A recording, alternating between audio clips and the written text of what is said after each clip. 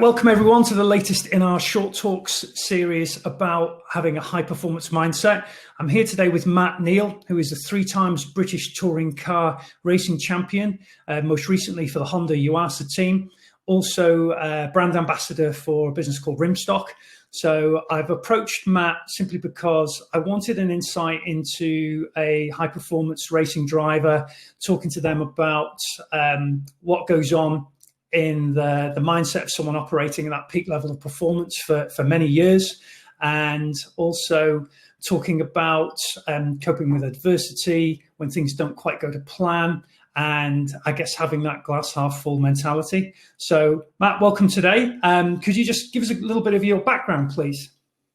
Hi, Giles. Yeah, I'm Matt Neal, a British racing driver. I've been racing for over 30 years, so I'm one of the older hands at it now. My speciality is touring car racing. There's four real disciplines in motorsport, which is you've got Formula, which is Formula Racing, which is Formula One. You've got sports cars, which everyone associates with Le Mans, and then you've got rallying and touring cars. Touring cars basically looks like everyday road cars, but obviously highly tuned and on the racetracks rather than on the dirt like rallying. I'm probably better known for my exploits in British Touring Car Championship, which is one of the top or toughest championships in the world, really. You've got Germany, Australia, and the UK. But I've raced all over, from Africa to Australia to Europe. So, yeah, I've been around a little bit. I see from your bio some stints on Top Gear as well. Is that right? Yeah, we used to do a few bits, few hooligan moments. It's more stunt driving on the Top Gear side, and it can get a bit sketchy at points. They used to sort of bring in the clowns, which we were a few times. I haven't done any on the new Top Gear, but on the old one, yes. No, that's great. Thanks for that. So my first question for you is, what motivates you? I think motivate. I am not the stereotypical racing driver. You know, I'm 6'6". You know, normally the perfect height for a race driver is about 5'4", historically. But so I always wanted to prove myself and prove I could do it, and that was partly to myself as well as to other people. As I've got older, it's more of a case of you want to get the job done, and you know, motorsport, like many other sports, it needs financial backing. And for that, they need value added, you know, so they don't do it anymore because few people do it because they like you. They want, you know, return on investment. So it's making that work, making the whole package work, for me and for everyone around me. So, you know, it's getting the job done and delivering for the team, for Honda, and for the people who invest in us. How big's the team around you? On a typical race weekend, it's 30 to 40 people. Wow. And that's to run 2 cars. So there's me and a teammate, my teammate Dan Camish, who's lad from Leeds this year. It's interesting you mention that, because a lot of the other sports people and extreme athletes I've spoken to, when I've asked them the same question, that's been a consistent answer. It's about for my team and not letting the team down. I mean, as a driver, you are the focal point. It is all about you. But the way I look at it is, you're just, you know, with touring car racing, it can be quite tactical. You know, the racing sometimes is not pretty. It gets a bit rough, which is why some of the fans like it. And so you get to a point in, you know, motorcycle racing especially, it's every man for himself. And Formula racing, it's a bit like that. With touring car racing, you'll get to a point in the championship, especially driving for a manufacturer, where one driver will obviously have a statistical better chance at winning the championship. So then you have to focus. And I've been on the good end of it, where everyone focuses on me and my teammates focus on me. And I've also been on the other end of it, where I'm another member of the team. You've got to do your job, and we've got to get that guy across the line first. No, great. I enjoy both sides. I enjoy working for someone and, you know, and fighting their corner, but I also enjoy everyone fighting your corner. But that does come with pressure as well. So tell me, who's been your biggest role model in your career today? It may be corny, but probably there's three guys who've influenced me. The corny one is my dad. You know, he's a hard taskmaster. He doesn't like failure, and he pushes me very hard, which I like, through my career. And he's probably pushed me when I wouldn't have gone the extra step. And then there's two drivers in motorsport who've different aspects of motorsport. There's both Brummies. I'm from Birmingham, and they're both Brummies actually, just by pure coincidence. One's a driver called Steve Soper, who was factory driver for BMW for most of his career. Not always winning, but he was the ultimate team player, which is what I like. And he would get the job done. The other driver who was a big, influence to me was Nigel Mansell. Why was that? Because like Soper, he was the poor guy done well, and he was a fighter.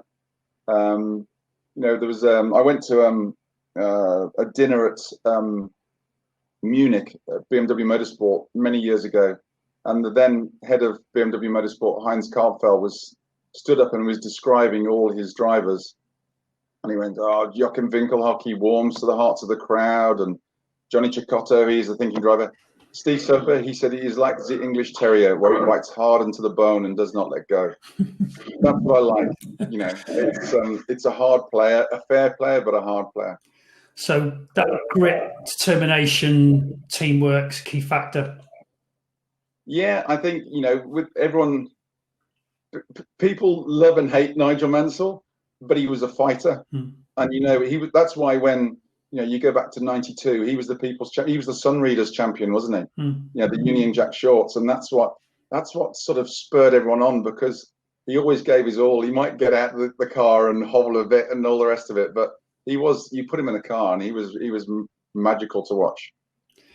Thanks for that. Well, that leads me on to the next bit about some insights into how you personally approach things like race prep, and particularly dealing with adversity. I'm keen off the back of with your previous points about the grit, determination, and that dogged approach, how you deal with adversity. I know you mentioned to me previously the feast and famine nature of motorsport. So if you could talk us through that, really what goes on up here in terms of race prep and then dealing when things don't quite go to plan. Well, I'm a firm believer of adversity. How you deal with adversity makes you the person you are. And there's an old saying I was taught many years ago, and I've used, that a calm sea doesn't make a skilled sailor. So I think you learn, and I've said to younger drivers that if you could cope with adversity well, you'll come out of it stronger. And use bad times to learn to make you stronger in good times, and they'll make you appreciate the good times more. So you've just got to give it 100%. Be professional. There's some scenarios you are as good as the car you're in and the people you're around. It is a motorsport. We all think is a single man's focus of Lewis Hamilton winning, but Lewis Hamilton has got 1,200 people at Mercedes F1 all behind him, and it's that 1,200 people that gets him across the line first. And it's the same thing. It's being professional for them. You're not going to be in the best car all the time, so sometimes you just got to be as good as you can and do the results and look forward to the next race or the next championship or the next year. And it's a strong message there, because we're in what you could arguably say very choppy seas at the minute, so we should be learning from it. But as you say, you do best you can, give it your all, give it 100%. And what about typically mentally in going into a race? How do you prep? Do you have rituals you go through, or what? Talk us through a little bit on that. What goes through your head on that? Yeah, I'm a bit of a nightmare. I am annoyingly superstitious. And I could tell you some funny stories about my superstition. I think I got off my mother. She used to take me and my sister out the back, and we used to wish to a new moon and do a funny dance and all sorts of stuff and not cross the road at certain points. And so I have rituals. I do, and you can still have bad times, but I always think they could be worse if you don't do them. I've tried breaking them occasionally, and one year I went for number 13 just to try and break it, and I had a terrible time and managed to get my number changed halfway through the year. So I get up a certain way, I get dressed a certain way, I eat, I have a ritual how I eat on the weekend, get in the car. We have multiple, all your race kit, you have multiple suits and underwear, fireproof underwear and everything. And we recycle these through the year, but I soon get my favorites and mark them. So if there's any a critical or pressure race at the latter half of the year, I'll make sure I'm wearing my favorite suits or favorite clobber that underwear and Nomex underwear or any of that sort of stuff. But I think that just, what does it give you? It gives you, it's you're going into your comfort place, a safe place for yourself, where you try and tick all the boxes, and then you can concentrate on the job in hand. But it puts your mind in a comfortable place, or my mind in a comfortable place, and I find it helps in that respect. I think it's really good. It's quite relevant no matter what you're doing at the moment in terms of figuring out what those habits are and routines and sticking to them, as you say. If they get you into that right mindset and that comfortable place, or that right place to be to then do your job at 100%, then I think it's quite valuable. So no, it's really interesting. Thank you for that. And what about, I guess, so 3 tips on developing and maintaining a high performance mindset? I think you've got to be physically fit. You've got to stay sharp. If you're physically fit, you're halfway to being mentally fit. Those two go together. And you've got to go out with the mindset that it's not always going to go your way. Some days and weeks, years even, if you're playing the long game, it's not going to go your way. So you've got to use those experiences, as we talk about the adversity side, to make you stronger and move forward. And it's always looking. I try to teach younger teammates, because I'm one of the older guys now, to almost be emotionless about it.